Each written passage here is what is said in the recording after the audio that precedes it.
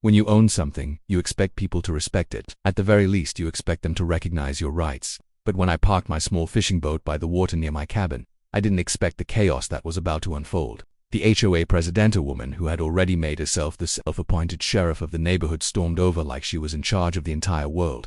"Move that boat right now," she snapped, her finger pointing at me like I was some kind of trespasser. "This lake is for community members only, and your junk is an eyesore." I almost laughed. My junk, as she called it, was a well-kept classic wooden fishing boat that I'd restored myself. More importantly, I wasn't trespassing. The irony was beyond anything she could imagine. Not only was I legally allowed to be there, but the entire lake, every inch of water the HOA claimed as their precious community feature, belonged to me. They had no idea. For years they'd been strutting around, enforcing their little rules, handing out fines, and acting like lords of the water. They held fishing contests, canoe races, and barbecues by the shoreline. They thought it was theirs, but I had the deed. The lake wasn't public, wasn't shared, and wasn't under their control. It was mine. And when Karen, the HOA president, tried to flex her power one last time, she didn't know that her empire was about to crumble because I was done being quiet. I was done letting them act like bullies on land and water I owned. What came next would shake the entire neighborhood and leave them wishing they had never tried to move my boat. I had just finished polishing the wooden sides of my fishing boat when I heard the crunch of footsteps on gravel behind me. The late afternoon sun shimmered across the lake, painting the water in gold, and a breeze carried the smell of pine from the woods. I was standing on my small dock, proud of the work I'd put into restoring that boat. It wasn't flashy or new, but it was mine, and I had worked for months, sanding, sealing, and repairing it until it gleamed like it did now. "Excuse me." A sharp voice cut through the quiet, breaking the calmness of the day. I turned and saw Karen, the HOA president. She was striding toward me like she owned the ground. She walked on. She wore that kind of forced smile that never touched the eyes, the type people put on when they're trying to act friendly while preparing to scold you. Her blonde hair was tied back too tightly, and she clutched a clipboard under her arm like it was some kind of weapon. "That boat," she said, pointing one manicured finger toward my dock. "It's not allowed here. You'll need to move it immediately." I raised an eyebrow, more amused than anything. Why would I need to move my boat? It's on my dock, at my cabin, on my property. Karen's smile tightened. "Actually, this lake is for community members only, and the HOA has regulations about what can and cannot be stored along the water. Your boat isn't in compliance. It's an eyesore." An eyesore. That word almost made me laugh. The boat was a beautiful piece of craftsmanship, and I knew for a fact it looked better than half the faded canoes the HOA members left scattered around the shoreline. But I bit back my laughter. Karen wasn't the type of person you could reason with in one conversation. She was the type who thought authority was absolute, even when it wasn't hers to claim. "I think you're mistaken," I replied evenly. "This boat is staying where it is. It's not breaking any rules." Karen's eyes narrowed. She was used to people folding under her pressure. I could tell her whole posture screamed authority she thought she had, and it clearly rattled her that I wasn't bowing to it. "Double quote, sir. I don't think you understand," she said, her voice carrying that artificial politeness people use when they're about to lose their patience. "You don't move it, you'll be fined by the HOA, and trust me, those fines add up quickly." Now I did laugh, a low chuckle that made her frown deepen. "Fined by you?" I shook my head. "You can put whatever notice you want on paper, but that boat isn't going anywhere. This lake isn't yours to control." Her lips pressed together, and for the first time I saw her confidence falter just a little. "Everyone knows this. Lake is for the community," she snapped, her polite mask slipping. "The HOA manages it, and we have strict standards. You don't get to ignore them just because you think you're special." I leaned against the post of my dock, folding my arms. "No, Karen, I don't think I'm special. I just know where the property lines are, and let me make this clear, I'm not moving my boat." She glared at me for a long moment, her fingers tightening around the clipboard. Then she scribbled something down, tore a paper from the top, and slapped it against my hand. "Consider this your first warning," she said.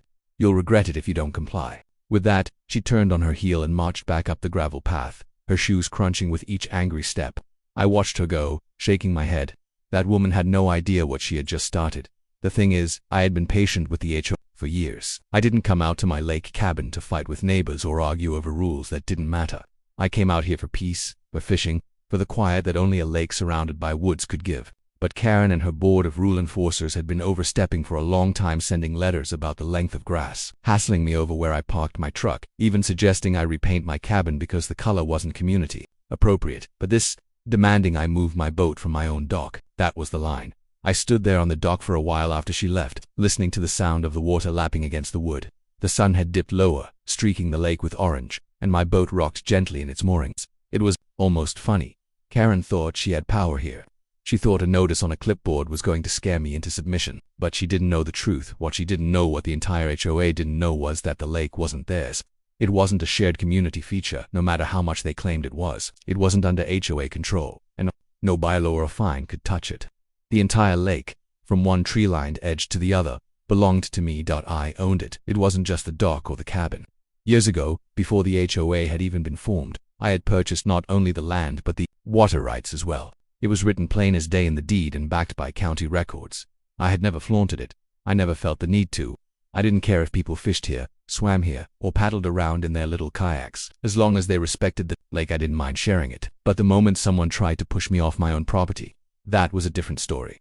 I tucked Karen's warning notice into my back pocket and walked up to my cabin. Inside, I pulled out the heavy file box I kept in the closet. It was full of paperwork, tax documents, receipts, and most importantly, deeds.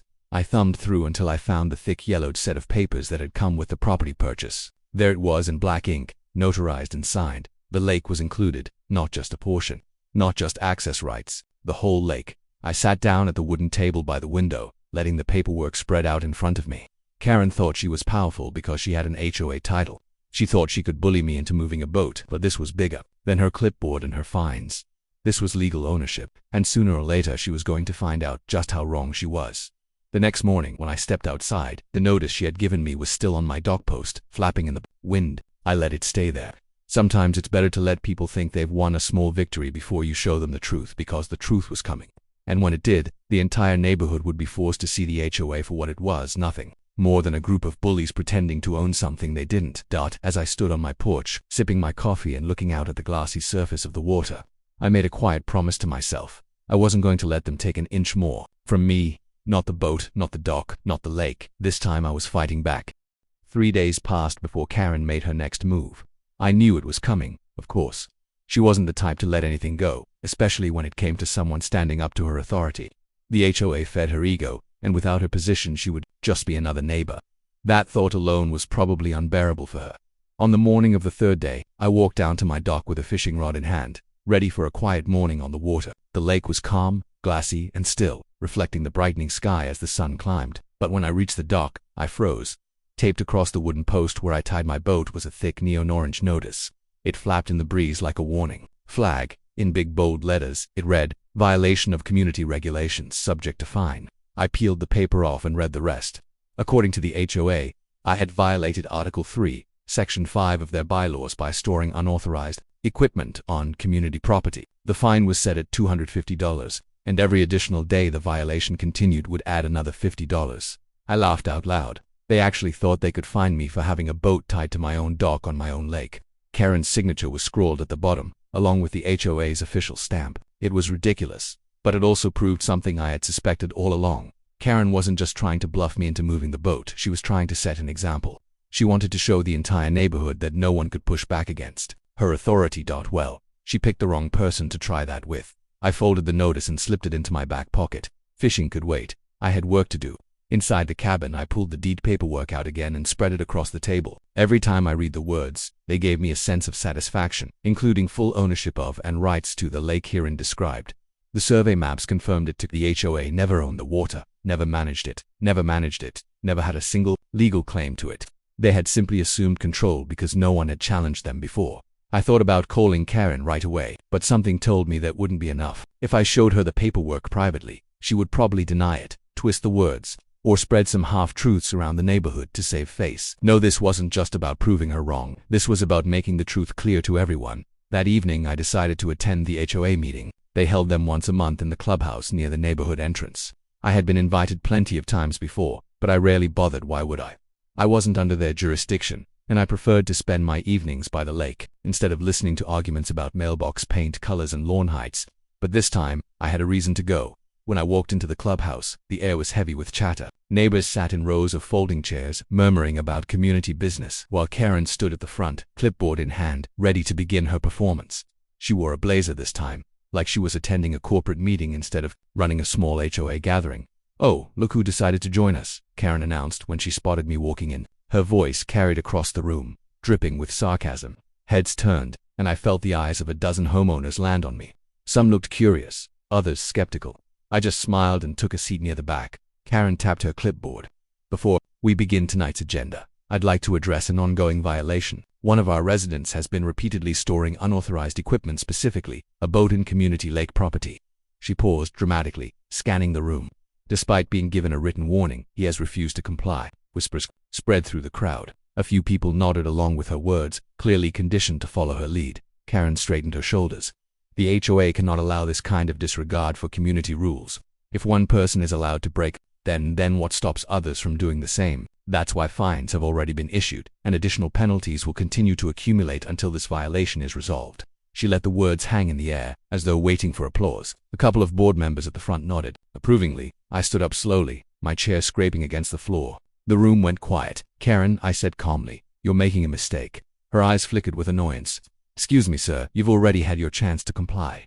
"No," I interrupted, my voice louder now, carrying to every corner of the room. "You're the one who needs to comply, because that lake isn't community property, it's mine." Gasps rippled through the crowd. Karen's face flushed pink, but I kept going. "I purchased the land years ago, including full water rights. I have the deed, the surveys, and the county records to prove it. Every inch of that lake, every dock, every fish, you've been using it under my ownership, not the HOA's." I walked to the front, pulling the folded paperwork from my jacket. I laid it flat on the table in front of Karen. "Here are the documents, read them." The silence in the room was deafening. Karen stared down at the papers, her hands trembling slightly as she scanned the words. Her lips moved, but no sound came out. For the first time since I'd met her, she looked unsure of herself. Behind me, someone whispered, "Wait, is that true?" Another voice followed. "Has the HOA been lying to us?" Karen snapped her head up. This doesn't mean anything. These are old documents. The HOA manages the lake now, and everyone knows it." "Wrong," I said firmly. "Management doesn't mean ownership. You've been trespassing, Karen. All of you have. Every fishing contest, every barbecue, every so-called community event, all of it has been on private property." A murmur spread through the room, louder this time. Some people looked furious, not at me, but at Karen. Others looked panicked, realizing their favorite weekend activity suddenly depended on my permission. Karen tried to raise her voice over the noise. "He's bluffing. Don't listen to him." But before she could say more, one of the older men in the crowd stood up. "I used to work for the county clerk's office," he said. "If those papers are real, then he's right. The lake belongs to him." The room erupted. People shouted questions, demanded answers, turned on Karen with accusatory glares. She waved her hands, trying to calm them, but the tide had shifted. Her authority, so absolute just an hour ago, was crumbling before her eyes. I stepped back, letting the chaos unfold. For years, she had bullied these people into silence, convinced them that she controlled every blade of grass and ripple of water. Now they saw the truth. Finally, I raised my voice once more. "I don't want to be unreasonable. I've never had a problem with neighbors enjoying the lake, but I won't be bullied by fake fines and power trips.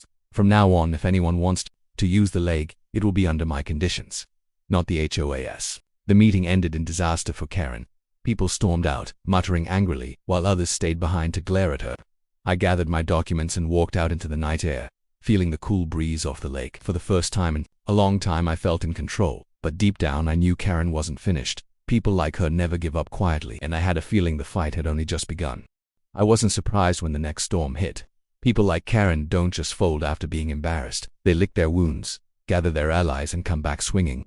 That was exactly what she did. The night after the meeting, I sat on my porch, listening to the crickets and staring out at the calm surface of the lake. It was peaceful again, almost too peaceful, like the quiet before a storm. I knew Karen wouldn't let things go. That humiliation she suffered in front of her neighbors, being called out, proven wrong, and undermined in front of everyone, wasn't something she could forgive. To her, it wasn't just about the boat anymore. It was about pride, and pride makes people dangerous. The next morning, I woke to the sound of voices outside. Stepping onto my porch with a mug of coffee, I saw Karen standing near my dock with 2 HOA board members beside her. They were dressed like soldiers preparing for battle, clipboards, folders, and one of them even had a camera slung around his neck. Karen's arms were crossed, and she looked up at me with that tight-lipped smirk that said she thought she had outsmarted me. "Good morning," she called, her tone falsely cheerful. "We're here to perform an inspection." I raised an eyebrow, sipping my coffee. "An inspection? Of what, exactly?" "Of your violations," she said, motioning toward my boat. "Until the legality of your so-called deed is confirmed, the HOA still considers the lake to be community property, which means your boat remains out of compliance. We're documenting everything today." One of her board members clicked the camera, snapping photos of my dock, the boat, and even my cabin. It was laughable. They looked like vultures circling prey they hadn't realized was already dead. "You're wasting your time," I said evenly. "The county already confirmed my ownership last night. You can take all the pictures you want, but they won't change the law. Karen's eyes narrowed. We'll see about that. The board is filing an appeal, and in the meantime, we're doubling your fines. Every day your boat stays in that spot will cost you $100. I couldn't help but chuckle. You still don't get it, do you? Your fines are meaningless. You have no authority here. Her smile faltered just slightly, but she covered it quickly. We'll let the courts decide, she said sharply, and when they do, I'll make sure the entire neighborhood knows how you tried to cheat the community out of what rightfully belongs to them.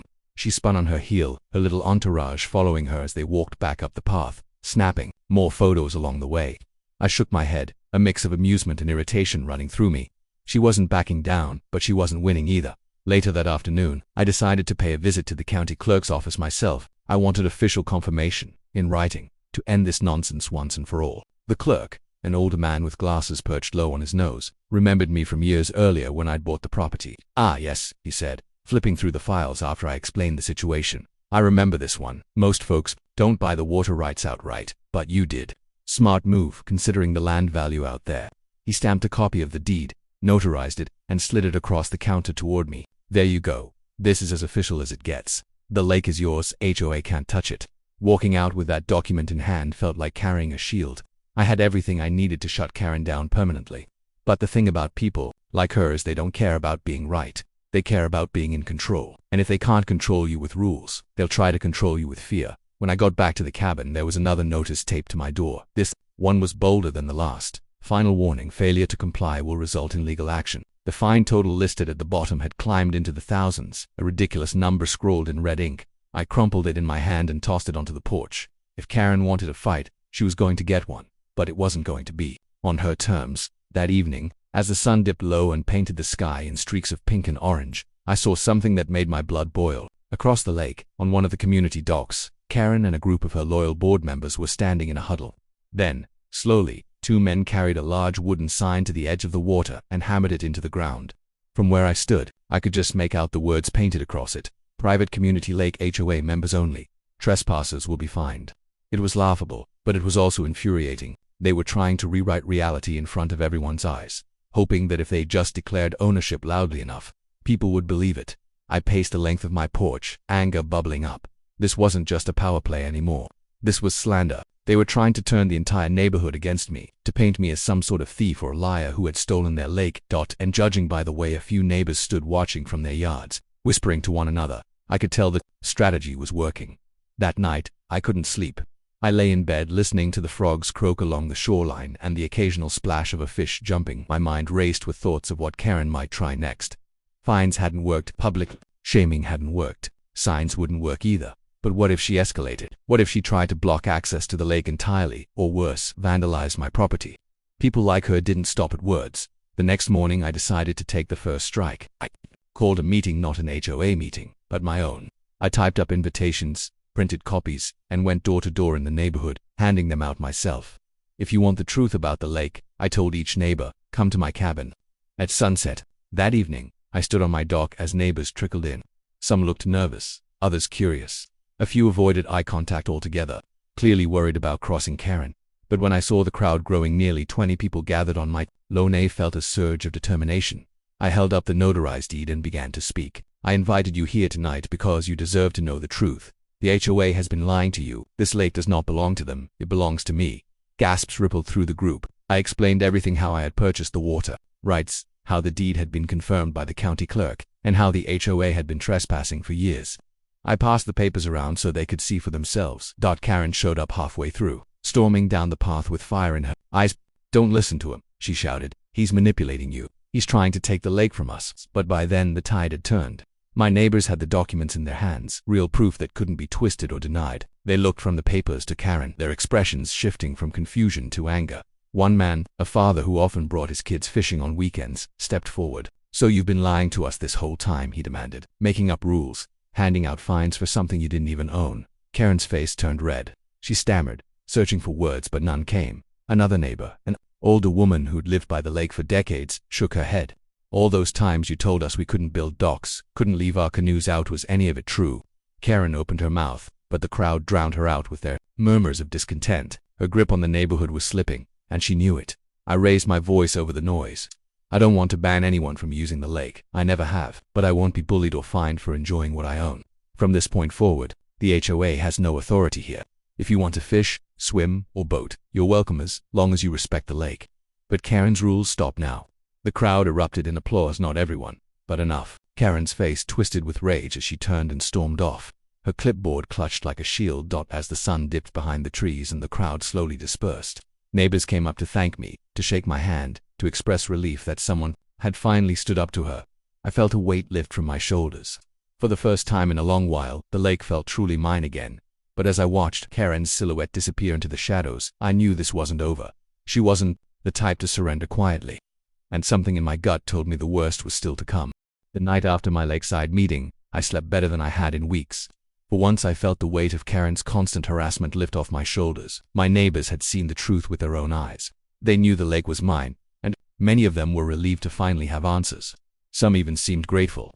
But I also knew Karen, that woman's pride, was a furnace that burned hotter every time it was challenged. She wasn't going to fade quietly into the background. By morning, my suspicion was confirmed. I had just poured myself a cup of coffee when I heard the crunch of tires on the gravel path outside. Looking through the window, I saw 2 police cruisers pull up near my cabin. My stomach tightened, not with fear, but with annoyance.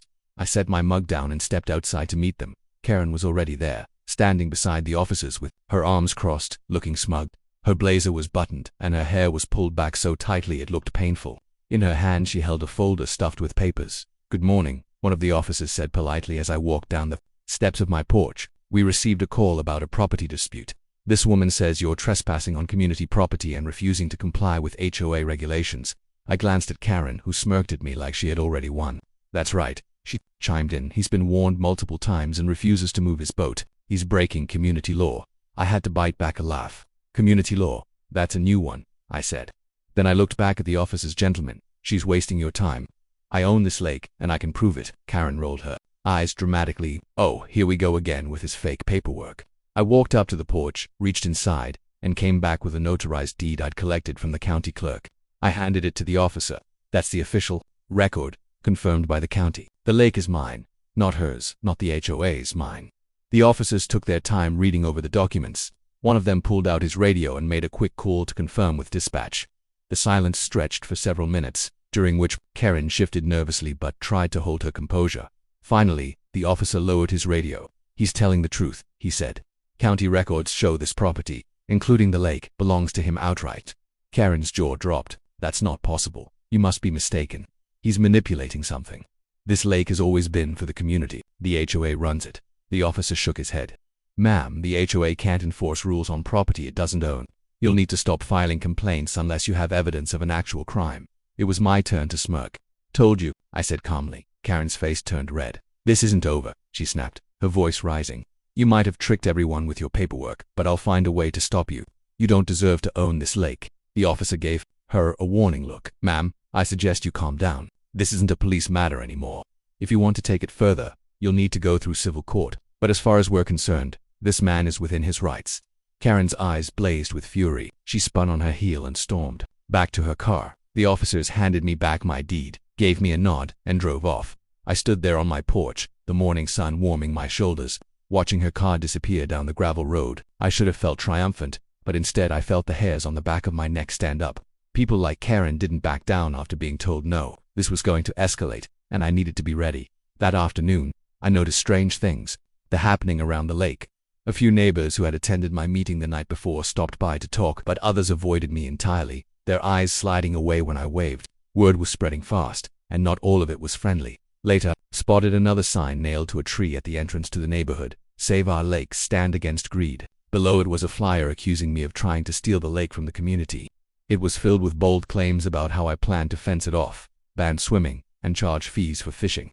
None of it was true, but that didn't matter. Karen had found a new weapon: fear. By evening, my phone buzzed with calls from neighbors, some demanding answers, others offering support.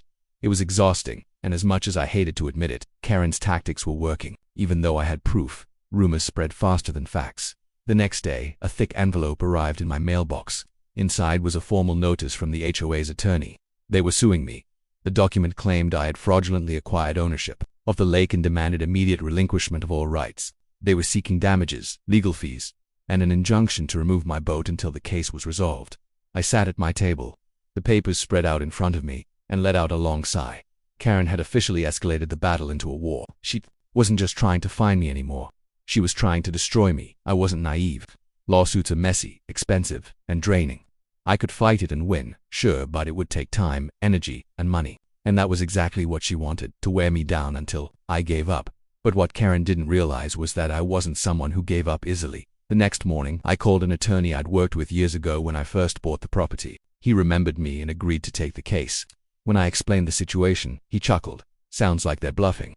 They don't have a leg to stand on. But if they want to fight, we'll give them one. We filed a counterclaim almost immediately, not just to defend my ownership, but to hold the HOA accountable for harassment and false fines. If Karen wanted to drag this into court, I was more than happy to let her dig her own grave. As the legal wheels began to turn, Karen doubled down on her smear campaign. She held emergency HOA meetings, plastered more signs around the neighborhood, and even went door to door, warning families that I was going to turn the lake into a private resort and charge them for every use. It was pure fiction, but fear made people listen. Some neighbors turned against me completely.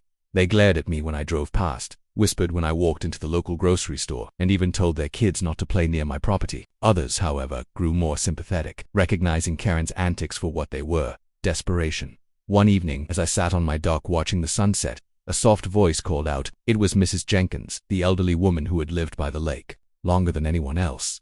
She walked slowly down the path, leaning on her cane, and sat beside me. "I've seen people like her before," she said quietly. "They think power makes them invincible. But pride like that always leads to a fall." She patted my hand gently. "You just hold steady. The truth has a way of shining through, even when the lies are loud." Her words gave me strength. For all the chaos Karen was stirring, there were still people who saw through her act. That night, as I lay in bed, I realized something important. Karen wasn't just trying to win a legal battle. She was trying to break me emotionally, to isolate me, to turn my own neighbors against me. But what she didn't understand was that the more she pushed, the stronger my resolve grew. This wasn't just about a boat anymore. It wasn't even about the lake. It was about standing up to a bully who thought she could bend the world to her will. As the crickets chirped outside and the moon cast a silver glow across the water, I made a vow to myself. I wasn't just going to win this fight. I was going to end Karen's reign of intimidation once and for all.